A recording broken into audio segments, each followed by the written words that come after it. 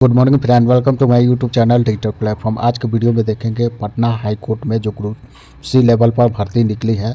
आवेदन फॉर्म आज से भरना स्टार्ट हुआ है। तो किस प्रकार से आप अपने मोबाइल फ़ोन या सिस्टम से भरना चाहते हैं तो इसका आवेदन फॉर्म भर सकते हैं। इसके साथ ही इसका ऑफिशियल नोटिफिकेशन रिगार्डिंग ऑलरेडी एक वीडियो बना चुके हैं जिसमें कितने पद पर यह भर्ती निकली हुई है तथा कब तक इसका फॉर्म ऑनलाइन अप्लाई कर सकते हैं। इसके साथ ही सब कंडीशन रखा गया है, क्वालिफिकेशन किस प्रकार से सिलेक्शन होना है, यह सभी जानकारी है।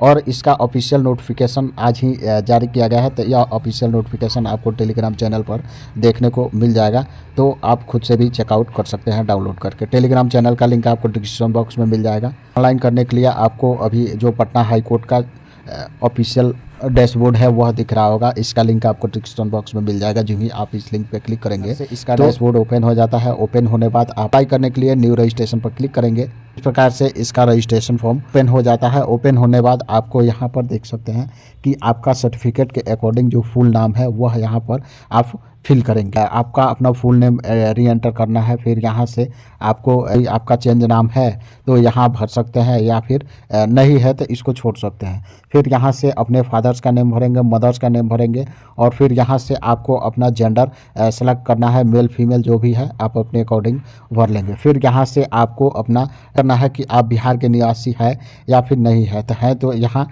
यस पर क्लिक करेंगे। क्लिक करने के बाद देख सकते हैं कि यहाँ से रिजर्वेशन कैटेगरी आपको सेलेक्ट करने का ऑप्शन मिल जाता है। तो आप यहाँ से अपना कैटेगरी सेलेक्ट कर लेंगे जिस भी कैटेगरी में आते हैं। फिर आपको यहाँ से यदि डिसेबिलिटी कैंडिडेट है तो यहाँ यस करेंगे और उसका जानकारी देंगे, या फिर नो करके आगे बढ़ेंगे। इसके साथ ही गवर्नमेंट एम्प्लॉई है तो आप यहाँ यस करेंगे और उसका जानकारी देंगे, नहीं है तो नो करके आगे बढ़ेंगे।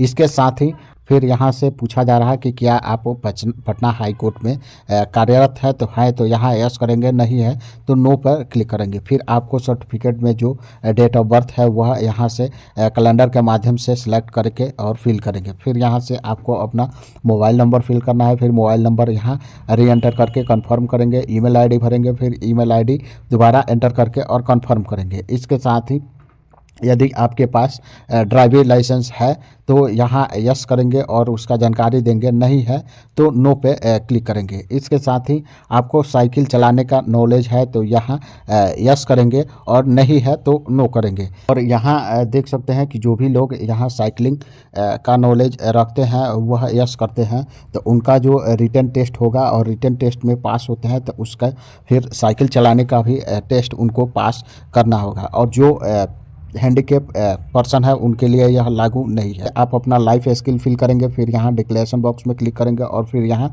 सबमिट पर क्लिक करेंगे। सबमिट पे क्लिक करते ही देख सकते हैं कि कुछ इस प्रकार से सक्सेसफुली रजिस्ट्रेशन हो जाता है, और जो आप मोबाइल नंबर एंटर करेंगे उस पर आपको मैसेज भी मिल जाता है। और फिर आपके यहाँ स्क्रीन पर भी शो हो जाता है आपका रजिस्ट्रेशन नंबर और जो पासवर्ड है। यहाँ से जो भी आप रजिस्ट्रेशन फॉर्म में डिटेल फिल किए हैं वह सभी यहाँ पर शो होता है। आप चाहे तो इसका भी ले सकते हैं। आगे के ऑप्शन के लिए यहाँ नेक्स्ट पर क्लिक करेंगे। कुछ इस प्रकार से पुनः डैशबोर्ड ओपन होता है और आगे आपको पर्सनल डिटेल से रिलेटेड जानकारी फिल करना होता है। तो आप यहाँ सबसे पहले कॉरेस्पॉन्डेंस एड्रेस फिल करना है, तो आप यहाँ अपने विलेज का नाम, पोस्ट का नाम फिल करेंगे। फिर स्टेट सेलेक्ट करेंगे, फिर यहाँ डिस्ट्रिक्ट का नाम यहाँ एंटर करेंगे, और फिर ऑलरेडी आपको कंट्री का नाम सिलेक्टेड मिलेगा। फिर आपको यहाँ पिन कोड एंटर करना है। और यदि आपका कॉरेस्पॉन्डेंस एड्रेस ही परमानेंट एड्रेस है तो एक बॉक्स मिलेगा सेम एज का, तो आप इस बॉक्स में जब भी क्लिक करेंगे तो परमानेंट एड्रेस में भी सेम जानकारी फिल हो जाएगा। फिर यहाँ से ऑलरेडी आपको पोस्ट अप्लाइड मिलेगा। फिर यहाँ से आपको अपना एग्ज़ाम सेंटर सेलेक्ट करना है। ध्यान देंगे जो आपका एग्ज़ाम सेंटर है उसका जो इसका ऑफिशियल नोटिफिकेशन है उसी में उसका लिस्ट दिया हुआ है। तो आप आवेदन फॉर्म भरने से पहले एक बार एग्ज़ाम सेंटर ज़रूर चेकआउट कर लेंगे। 3 एग्ज़ाम सेंटर आपको चूज करना है, तो आप अपने अकॉर्डिंग यहाँ से चूज कर लेंगे। फिर यहाँ से आपको अपना मैरिटल स्टेटस बताना है कि आप विवाहित हैं या फिर अविवाहित है। आइडेंटिटी प्रूफ आपको यहाँ से सिलेक्ट करना है। यहाँ देख सकते हैं बहुत सारा ऑप्शन दिया हुआ है, पैन कार्ड, पासपोर्ट, आधार कार्ड, वोटर आईडी। तो आप अपने अकॉर्डिंग इसमें से कोई एक चूज कर लेंगे। जो चूज करेंगे उसका यहाँ पर आईडी नंबर यहाँ फिल करना है, और फिर यहाँ से आपको विजिबल मार्क ऑफ आइडेंटिफिकेशन यानी पहचान मार्क यहाँ पर आपको एंटर करना है।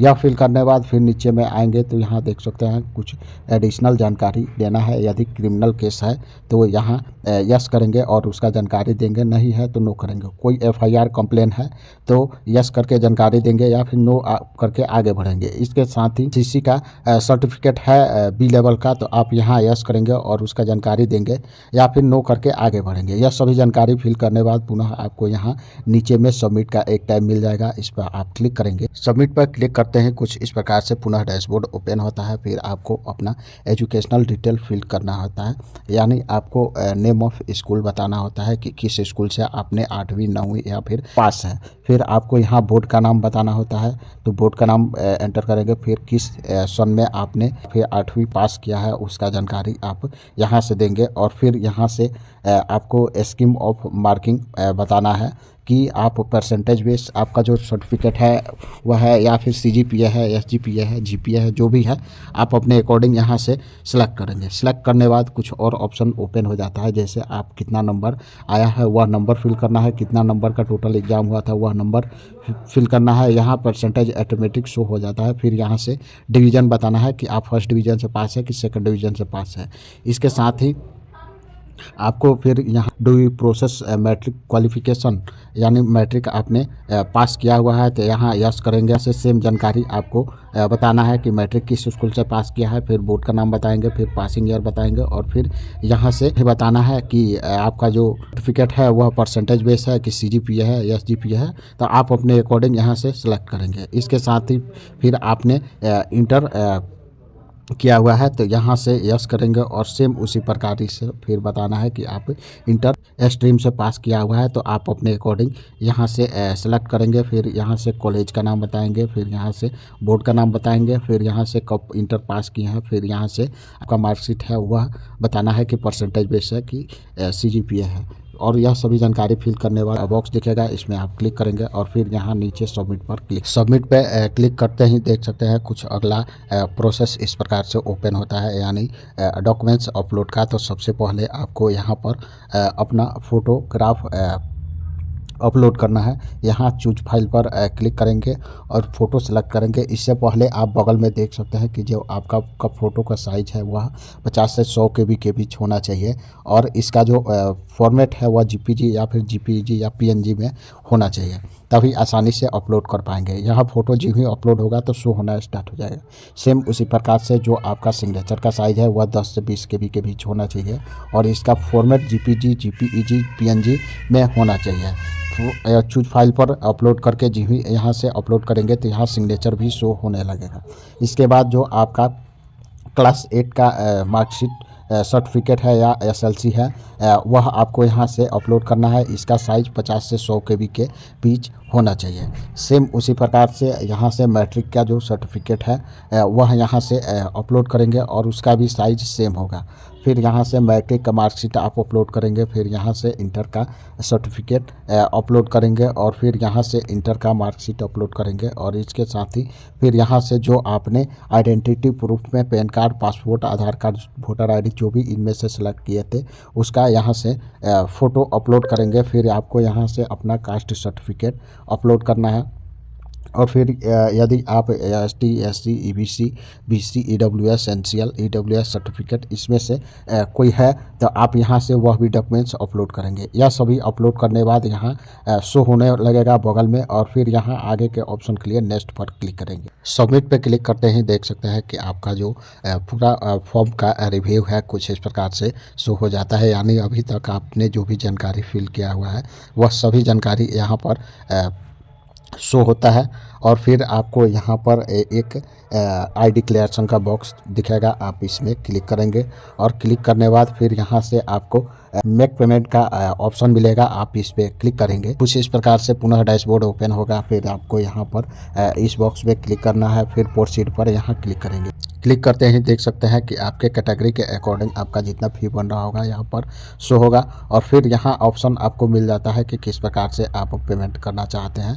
तो आप यहाँ से क्लिक करके यूपीआई या फिर जो भी आपके पास सुविधा उपलब्ध है उसके माध्यम से आप पेमेंट कर सकते हैं। जब सक्सेसफुली पेमेंट कर लेंगे फिर यहाँ आपका एक ऑप्शन मिलेगा पेमेंट वेरिफिकेशन का, आप इस पर क्लिक करके पेमेंट वेरिफिकेशन कर लेंगे और फिर आपको पीडीएफ में डाउनलोड करने का जो आपका रिसीविंग है वह कुछ इस प्रकार से मिल जाएगा।